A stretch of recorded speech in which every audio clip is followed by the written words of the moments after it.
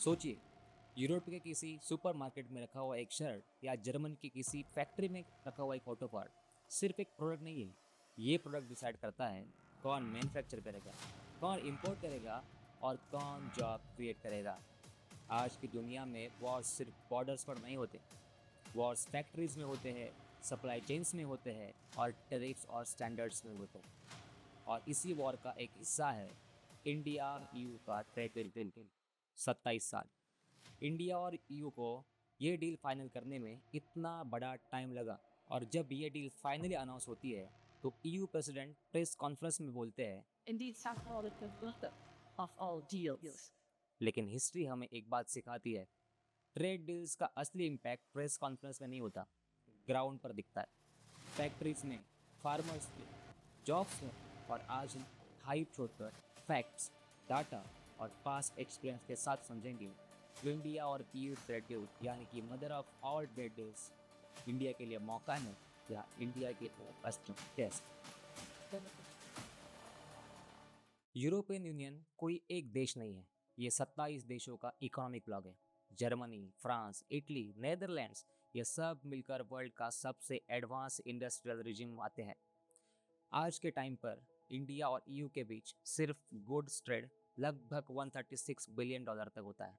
अगर सर्विसेज जोड़ दें तो आईटी, कंसल्टेंट, प्रोफेशनल सर्विसेज और ये सब ट्रेड डील जाता है 190 बिलियन डॉलर से भी ज़्यादा। ईयू इंडिया के टॉप ट्रेड पार्टनर्स में से एक आता है। इंडिया ईयू को एक्सपोर्ट करता है फार्मास्यूटिकल्स, इंजीनियरिंग गुड्स, टेक्सटाइल्स और केमिकल्स, और उससे भी ज़्यादा आईटी और बिजनेस सर्विसेज। और ईयू इंडिया को क्या सपोर्ट करता है? ईयू एक्सपोर्ट करता है मशीनरीज, ऑटोमोबाइल और उसके कंपोनेंट, केमिकल्स, इंडस्ट्रियल टेक्नोलॉजी। ये ट्रेड ना चाइना जैसा हेवी ट्रेड डेफिसिट है और ना ही सर्विस बेस्ड जैसे कि अमेरिका जैसा। ये रिलेटिवली बैलेंस ट्रेड है, और इसी बैलेंस की वजह से ईयू डील स्ट्रेटेजिक बन जाता है। निगोशिएशन शुरू होती है 2007 में, पर एक बात बार बार रुक जाती है। इसका रीज़न सिंपल था, ईयू और इंडिया दोनों ही अपने अलग अलग लेंस से इस ट्रेड को देख रहे थे। ईयू चाहता था कार्स और वाइन्स पर कम इंपोर्ट ड्यूटी और स्ट्रॉन्ग इंटेलेक्चुअल प्रॉपर्टी राइट्स जैसे कि स्ट्रिक्ट लेबर और एनवायरमेंटल रूल्स, और इंडिया चाहता था फार्मा और टेक्सटाइल्स के लिए इजी एक्सेस, आईटी प्रोफेशनल्स के लिए सर्विस मोबिलिटी और डोमेस्टिक इंडस्ट्रीज के लिए प्रोटेक्ट करने का स्पेस। बीच में दुनिया पूरी तरह से बदल गई। 2008 का फाइनेंशियल क्राइसिस, ब्रेग्जिट और कोविड पेंडेमिक, और इन सभी के ऊपर टॉप ऑफ द चेरी था Russia Ukraine war. Supply chains पूरी तरह से टूट गई और एक बात क्लियर हो गई, ट्रेड अब सिर्फ प्रॉफिट का गेम नहीं रहा, ये एक सिक्योरिटी, एक रेजिलेंस और जियोपॉलिटिक्स का गेम बन गया। देखिए, पेंडेमिक के बाद दुनिया ने एक चीज़ तो सीखी, सिंगल कंट्री डिपेंडेंसी मतलब रिस्क। यूरोप के लिए चाइना चीप भी था और रिस्की भी, इसलिए इंडिया को मौका मिला और एक अल्टरनेटिव सप्लाई चेन पार्टनर बनने का मौका इंडिया ने बिल्कुल नहीं छोड़ा। जनवरी 2026 में इंडिया और ईयू फाइनल एग्रीमेंट पर पहुंचते हैं, और इसीलिए ईयू प्रेसिडेंट बोलते हैं, this is the mother of all trade deals. Deal के मेन पॉइंट्स पे आते हैं। 96 से 99% गुड टैरिफ के अंडर धीरे धीरे कम होंगे। मैन्युफैक्चरिंग और सर्विस दोनों कवर होंगे। सस्टेनेबिलिटी और कार्बन रूल्स तो इसमें बिल्कुल इंक्लूड होंगे। और ये सिर्फ ट्रेड डील नहीं है, ये ग्लोबल सप्लाई चेन का शिफ्ट का पार्ट है। दुनिया का 1/3 इकोनॉमी इस पूरे ट्रेड डील के अंडर आ चुका है। एक बहुत इंपॉर्टेंट क्लैरिटी, डील अनाउंस होना मतलब डील लागू होना नहीं होता। अभी बहुत सी स्टेप्स बाकी है, जैसे कि लीगल टेक्स्ट फाइनलाइजेशन, इंडिया के कैबिनेट का अप्रूवल और ईयू पार्लियामेंट और EU national approval. Realistic timeline के बारे में बात करें तो 2026 पूरा अप्रूवल्स और पेपर वर्क्स में जाएगा। 2027 में हम एक्सपेक्ट कर सकते हैं कि डील ऑफिशियली स्टार्ट होगा। और एक बहुत इंपॉर्टेंट बात, टेरिफ्स एक दिन में जीरो नहीं होते। ज़्यादातर टेरिफ्स कट 3 से 7 साल के फेस में होते हैं। मतलब इम्पैक्ट ग्रेजुअल तो जरूर होगा, लेकिन इंस्टेंट बिल्कुल नहीं होगा। ट्रेड डील का इफेक्ट तुरंत प्राइस पर बिल्कुल नहीं दिखता।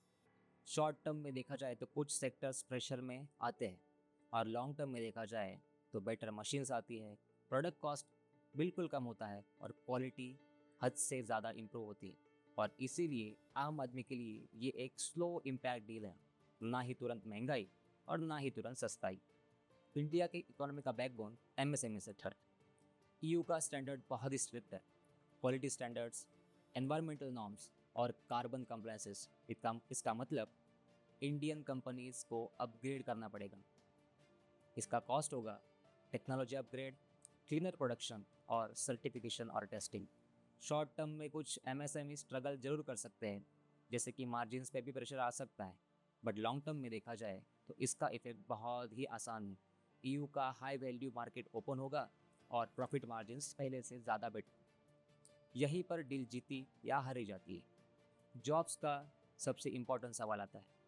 इस डील से जॉब्स तो बढ़ेंगे, जैसे कि automobile components, electronics manufacturing, IT professional services या फिर लॉजिस्टिक या पोर्ट्स में। प्रेशर आएगा तो सिर्फ लो स्किल मैन्युफैक्चरिंग या फिर प्रोटेक्टेड डोमेस्टिक सेक्टर्स के ऊपर। यह बिल्कुल 1991 रिफॉर्म जैसा है, जैसे कि पहले एडजस्टमेंट और बाद में बहुत बड़ा एक्सपांशन। ईयू का एक कंट्रोवर्शियल रूल है, कार्बन बॉर्डर एडजस्टमेंट मैकेनिज्म। इसका सिंपल मतलब, अगर ज़्यादा पॉल्यूशन होगा तो ज़्यादा टैक्स लगेगा। Steel, cements, aluminium sector directly इससे इफेक्ट होंगे। और कुछ लोग इसे कहते हैं ग्रीन प्रोटेक्शनिज्म, तो कुछ लोग इसका मानना कहते हैं फ्यूचर की मजबूरी। सच तो ये है, ग्रीन ट्रांजिशन अनअवॉइडेबल है। जब इंडिया ने इससे पहले जो भी फ्री ट्रेड एग्रीमेंट साइन किया तो फोकस ज़्यादातर मार्केट एक्सेस पर था। डोमेस्टिक रेडनेस उस वक्त बहुत ही कम था। इसका सीधा असर ग्राउंड पर दिखा। सबसे पहले इंपोर्ट्स बहुत तेज़ी से बढ़े, जैसे कि एशियन, कोरिया, जापान, इन जैसे सभी पार्टनर्स ने सस्ते इलेक्ट्रॉनिक्स, केमिकल और मशीनरीज इंडिया में सस्ते दाम पर इंपोर्ट कर दी। और इंडियन कंपनीज, खासकर जैसे कि एमएसएमईज, प्राइस और स्केल की कंपटीशन में बहुत ही पीछे रह गई। ये सेक्टर बिल्कुल भी रेडी नहीं था और इसी वजह से डोमेस्टिक इलेक्ट्रॉनिक्स मैन्युफैक्चरिंग बहुत ही वीक हो गई। कई स्मॉल यूनिट्स बंद पड़ गए तो इंडिया का ट्रेड बहुत ही कम हो गया और इसका रिजल्ट आया कि इंडिया का ट्रेड डेफिसिट बढ़ता चला गया। दूसरा कॉस्ट था जॉब प्रेशर। जब इंपोर्ट्स बढ़ते हैं तो लोकल प्रोडक्शन बिल्कुल बंद हो जाता है, तो इसका डायरेक्टली असर होता है मैन्युफैक्चरिंग पर। और तीसरा कॉस्ट था पॉलिसी करेक्शन।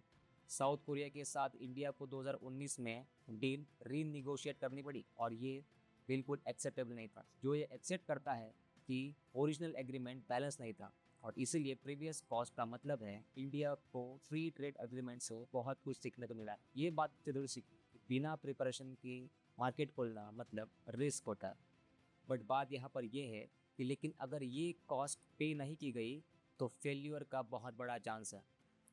फ्यूचर कॉस्ट, अगर इंडिया को ईयू डील मिस करना होता है तो high value European market access खत्म हो जाएगा। चाइना प्लस वन सप्लाई हमेशा के लिए बंद होगा और इंडिया मैन्युफैक्चरिंग हब कभी नहीं बन पाएगा। और इसीलिए यहाँ चॉइस बहुत ही सिंपल है, छोटा कॉस्ट अब और बड़ा कॉस्ट बाद में। अब आते हैं रिसेप। रिसेप का मतलब है रीजनल कॉम्प्रिहेंसिव इकोनॉमिक पार्टनरशिप। ये एक 15 कंट्रीज़ का ट्रेड ब्लॉक है। चाइना, जापान, साउथ कोरिया या एशियन के 10 कंट्रीज, ऑस्ट्रेलिया, न्यूजीलैंड और वर्ल्ड की लगभग 30% जीडीपी इस ब्लॉक के अंडर आती है। इंडिया भी इस निगोसिएशन का पार्ट था, लेकिन 2019 में इंडिया ने डिसाइड कर लिया कि हम इस निगोसिएशन से बिल्कुल ही बाहर रहेंगे। रिसेप में इंडिया को क्या प्रॉब्लम थी? चाइना बहुत ही डोमिनेंट था। चाइना रिसेप का बहुत ही बड़ा पार्टनर था। चाइना के पास मैसिव मैन्युफैक्चरिंग है, हेवी सब्सिडीज़ है और वेरी लो प्रोडक्शन कॉस्ट। और इंडिया के लिए इसका मतलब होता चीप इंपोर्ट्स।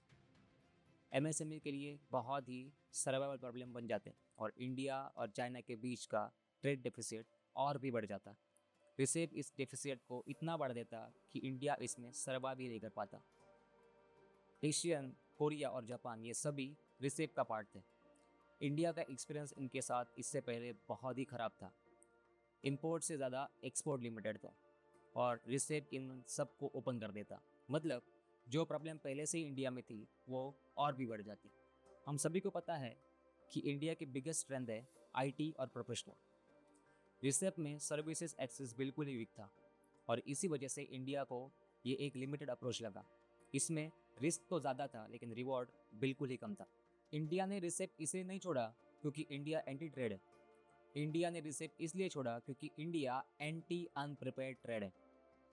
इंडिया का लॉजिक बहुत ही सिंपल था, पहले मैन्युफैक्चरिंग और एमएसएमई को स्ट्रांग बनाओ, फिर मेगा ट्रेड में डील करो।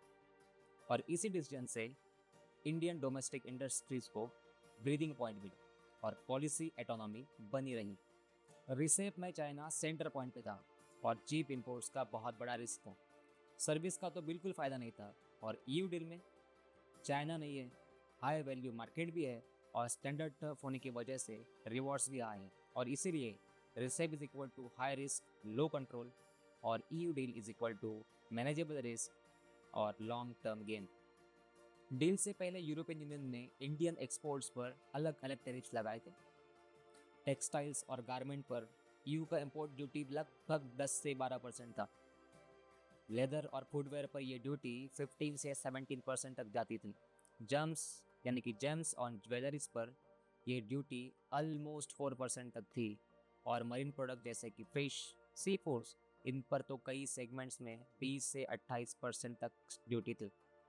केमिकल, प्लास्टिक और इंजीनियरिंग गुड्स पर भी ईयू का टैरिफ 6 से 13% के लिए बढ़ गया था। इसका मतलब ये था इंडियन प्रोडक्ट्स क्वालिटी में तो कॉम्पिटिटिव थे, पर प्राइस के चक्कर में ईयू मार्केट में अपनी जगह नहीं बन पा रहे थे। अब बढ़ते हैं इंडिया की तरफ। डील से पहले इंडिया ने यूरोप पर कई टैरिफ्स लगाए थे, काफ़ी हाई टैरिफ्स। जैसे कि फुल्ली बिल्ट यूरोपियन कार्स पर इंडिया के टैरिफ्स लगभग 100% से ऊपर थे। यूरोपियन मशीन्स पर टैरिफ्स 30% से 40% के आसपास थे। वाइन, स्पिरिट्स, इन जैसी चीज़ों पर इंडिया की इंपोर्ट ड्यूटीज 50% यानी कि 150% तक भी बढ़ती थी। प्रोसेस्ड यूरोपियन फूड्स जैसे कि ऑलिव ऑयल, चीज़, चॉकलेट, इन सभी चीज़ों के ऊपर हेवी ड्यूटीज थी। इसका मतलब ये था यूरोपियन प्रोडक्ट्स इंडियन मार्केट में बहुत ही हाई प्राइस पर बेचे जाते थे। डील लागू होते ही यूरोपियन यूनियन ने अपना बहुत बड़ा मार्केट इंडियन एक्सपोर्टर्स के लिए खोल दिया। लगभग 70% इंडियन एक्सपोर्ट्स अब ड्यूटी फ्री हो जाएगा। टेक्सटाइल्स और गारमेंट्स पर ईयू का टैरिफ सीधा जीरो हो जाएगा। लेदर और फुटवेयर पर भी ड्यूटीज ऑलमोस्ट पूरी तरह से हटा दी जाएगी। जेम्स, ज्वेलरीज पर लगभग 0% इंपोर्ट ड्यूटी लगेगी। मरीन प्रोडक्ट्स पर ज़्यादातर ड्यूटीज तो पहले से ही कम हो चुकी है, लेकिन बाकी प्रोडक्ट्स जैसे कि केमिकल और इंजीनियरिंग गुड्स, उन सब पर टैरिफ्स 3 से 5 साल में धीरे धीरे ज़ीरो होते जाएंगे। इसका मतलब सिंपल है, इंडियन प्रोडक्ट्स ईयू मार्केट में ज़्यादा कॉम्पिटिटिव बनेंगे। इंडिया भी अपने टैरिफ्स कम करेगा, लेकिन इंडिया का अप्रोच बिल्कुल ही कॉशियस है। यूरोपियन मशीनरीज और इंडस्ट्रियल इक्विपमेंट्स पर टैरिफ्स धीरे धीरे कम होते जाएंगे। एयरक्राफ्ट्स और एविएशन पर तो इंडिया के टैरिफ्स लगभग तुरंत जीरो हो जाएंगे। यूरोपियन कार्स के बारे में इंडिया ने बिल्कुल प्रोटेक्शन नहीं छोड़ा। जो टैरिफ्स पहले 100% तक थे, वो अभी 30 या 40% तक गिर जाएंगे। और ये भी कोटा की शादी होगा। वाइन और स्पिरिट्स पर तो इंडिया का टैरिफ पहले फेज में ही खत्म होगा, ये लगभग 20% तक गिर जाएगा। प्रोसेस्ड यूरोपियन फूड्स जैसे कि ऑलिव ऑयल और बाकी सब चीज़ें, इन पर ड्यूटीज बिल्कुल ख़त्म की जाएगी, लेकिन सेंसिटिव प्रोडक्ट्स अभी भी प्रोटेक्टेड रहेंगे। अक्सर हम ट्रेड डील्स को जीत या हार के चश्मे से देखते हैं। कुछ लोग कहते हैं ये तो गेम चेंजर है, या कुछ लोग कहते हैं ये इकोनॉमी को बर्बाद कर देगा। लेकिन हिस्ट्री कुछ और बताती है। ट्रेड डील्स ना किसी देश को तुरंत ऊपर लेके जाती है और ना ही किसी देश को नीचे गिराती है। वो सिर्फ एक चीज़ करती है, प्रेशर क्रिएट करना। और प्रेशर इंडस्ट्रीज पर कि वो अपग्रेड करें, प्रेशर पॉलिसीज पर कि वो डिलीवर करें, प्रेशर सिस्टम पर कि वो फेयर रहे। ये एक टेस्ट है, इस बात का टेस्ट कि इंडिया सिर्फ एक बड़ा मार्केट रहेगा या फिर एक सीरियस मैन्युफैक्चरिंग पावर बनेगा। इस बात का टेस्ट कि क्या हम कंपटीशन से भागते हैं या कंपटीशन के लिए तैयार हैं। पेपर पर साइन हो चुका है, अब कहानी लिखी जाएगी। कहानी लिखी जाएगी फैक्ट्रीज में, फार्म्स में और जॉब्स में। और इस कहानी का सबसे बड़ा सवाल अभी भी वही है, क्या इंडिया तैयार है? और ये सवाल इंडिया का फ्यूचर डिसाइड करेंगे। मेरे इस विषय में ये राय थी, आपकी इस विषय में क्या राय है मुझे कमेंट्स में ज़रूर बताएं। अगर ये वीडियो आपको अच्छा लगा हो तो वीडियो को लाइक करें और शेयर करें, और ऐसे ही इंफॉर्मेशनल वीडियोस देखने के लिए हमारे चैनल को सब्सक्राइब करें। तो चलिए मिलते हैं अगले वीडियोस में, तब तक के लिए जय हिंद, जय भारत।